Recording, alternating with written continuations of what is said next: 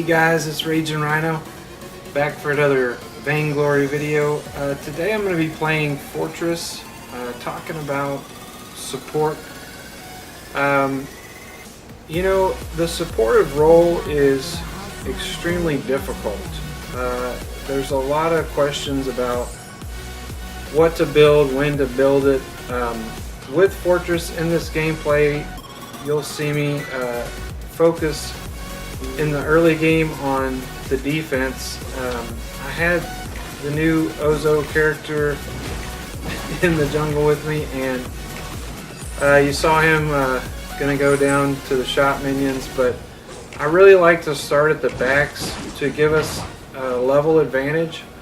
That way we can actually get to level 2 whenever we get to the shop. So it gives us a little bit of an advantage if the enemy has either not shopped yet or also started at the middle regen minion and came down to the shop minions, and we're able to attack there.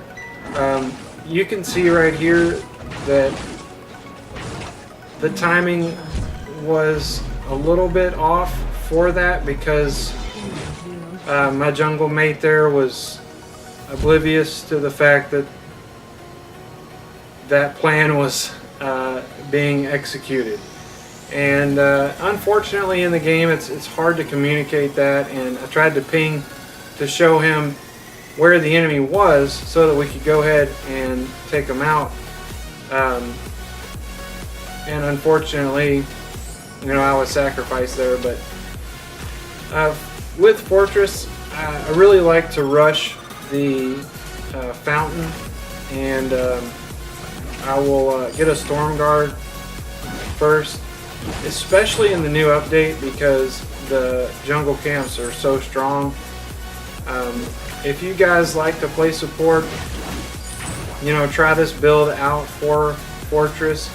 But I will say, the game is so situational. Make sure that you're not just using a build because you saw it on the forum or you saw it on a video.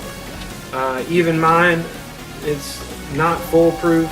You know, Rumbly, Superset, Ben Tim, each one of them will tell you in their videos, I'm going to build this, and you get into the video and you see that they're building something else because it's not conducive with the enemy's build. So pay attention, you know, counter build accordingly. And as you can see, we're gonna go in and I take out Kestrel here, and I'm not sure what Ozo was doing there. I guess he just couldn't get away quick enough, but you know, it's a new hero, so the timing is going to take a little bit to figure out how far you can push into an enemy or a turret like that situation there. I had Kestrel no problem, but he was trying to get in there and do some damage as well, which is great. You know, that's a good team move, but don't take any turret shots like that because you're going to put your team in a bad position. And if anyone was close to the bushes there, you know, he was just a sitting target for them. And make sure that you guys are aware of those kinds of situations. I really enjoy Fortress. I like his abilities, especially the bleed, of course. Here I'm trying to use my flares and also try to give the Ozo on my teams a little bit of awareness as to where the enemy is, and without communication try to establish a game plan. And right there, one more time, I went in for Kestrel, and I'm taking the turret shots here.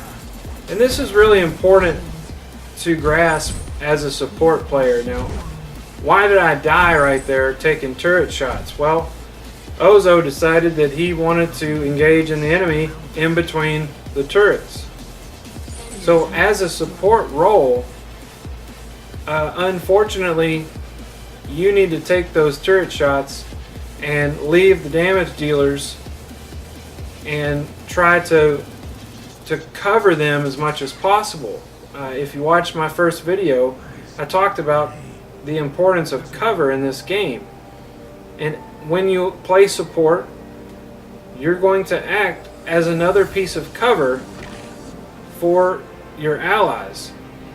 And this is a very difficult concept to grasp in the higher elos, because the enemy knows these characteristics of support, so they're going to counter build and try to deal as much damage and pick you off as a support, because they're trying to capitalize on the fact that all you have is a storm guard, or all you have is a fountain, those kinds of things where your defense is not going to be able to overcome the damage that they're putting out.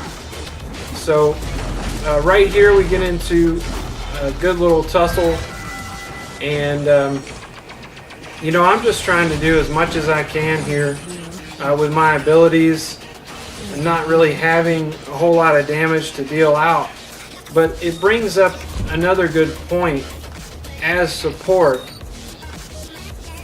If you are playing a full-on utility player such as Arden or Finn, you may be looking at a full defensive support build in a ranked match where you maximize on your heals for Arden and for Finn as well. But here in this game, as it progresses, I felt as though my supportive role would also include some damage. So it's situational, guys, but at the same time, if you feel that there is a weak link anywhere in your team, go ahead and build a damage item as a support member, because that is still considered being a support and taking up the slack of another hero, especially in this instance where we have a new hero on our team. It takes time for them to get to know exactly what the character can do and the timing for that character. And luckily, the enemy team has the new hero as well, so there's a little bit of a curve. Right here, I get taken down by Kestrel, and I guess she hit the tip of my tail there, and I was out. But you know, that's part of the game. Right here, you see me building a piercing shard, and the reason is for Fortress, he does have crystal ratio, so I'm going to try to capitalize on that by building a broken myth. And the reason is it will stack my crystal damage for me with every basic attack. So in the new update, you know, the breaking point, it may not be a good choice in the support realm.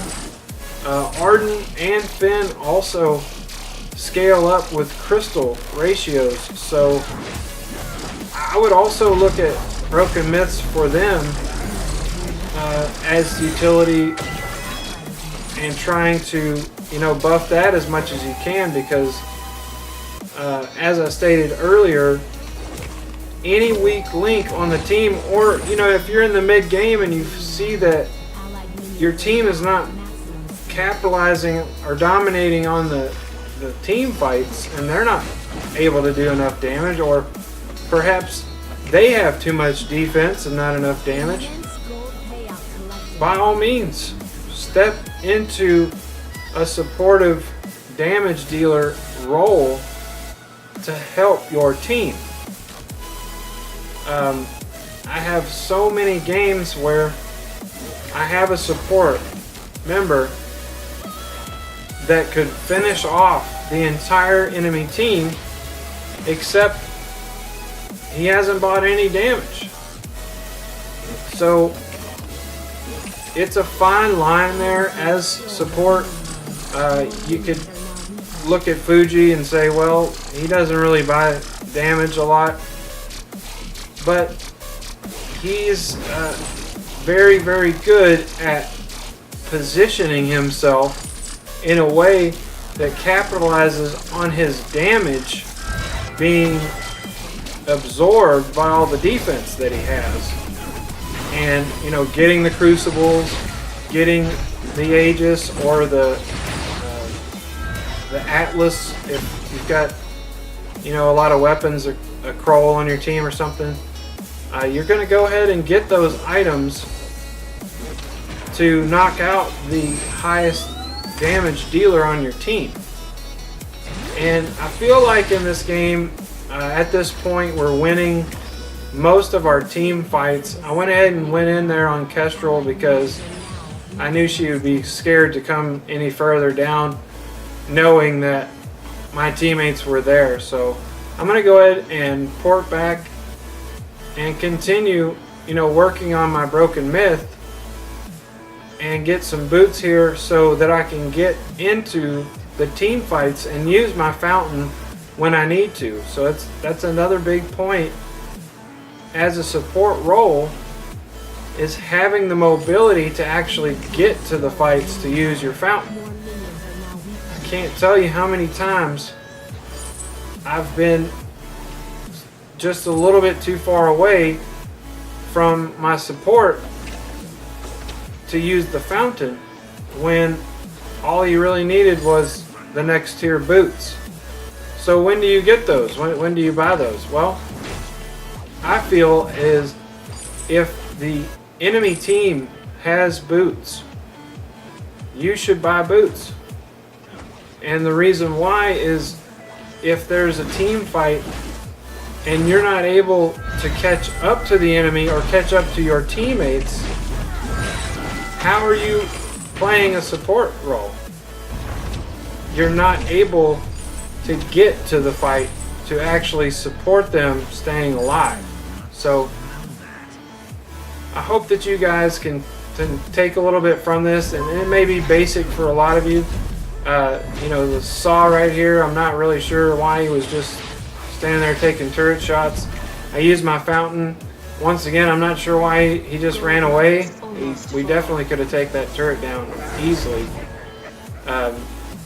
But another point with playing in the solo queue and having no communication with your team. I have been accepted into a guild, and we'll be having some more team ranked matches with the new guild, playing a little bit more competitive on the channel.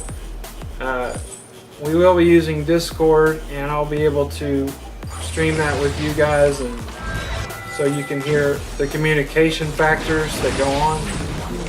Right there, I think that was an amazing move for our Ozo there. Knocked Kestrel back into the area where I could get to him or her and take her down.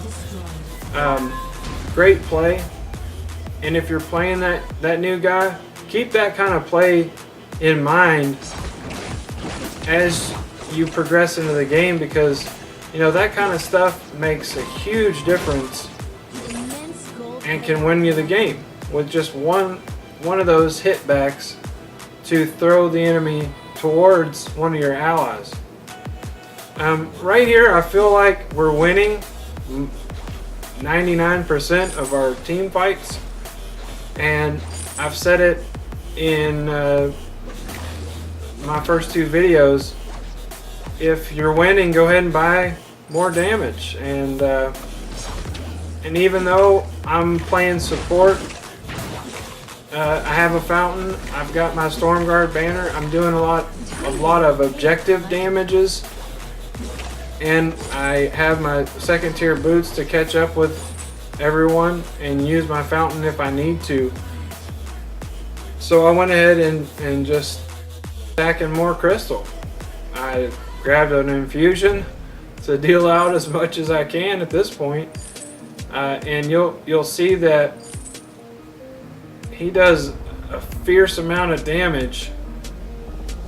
And I'm not sure if Arden on their team was new to playing him, or maybe his timing was just off with his team there, but he missed a couple of really easy gauntlet moves. And you can see me right here, I just chewed out 2 of them, taking them down, finishing them off, and I almost died there, and my bleed got him, and I was able to go ahead and get that kill. And you know, the Stormguard is great for these objectives when we're taking down the gold miner, or we're taking down a turret, or the Kraken. It has so much damage, and you really need to rush that and try to capitalize on it as much as possible. And guys, I mean, it's a pretty straightforward game. We've taken the mine. The map position here is to push.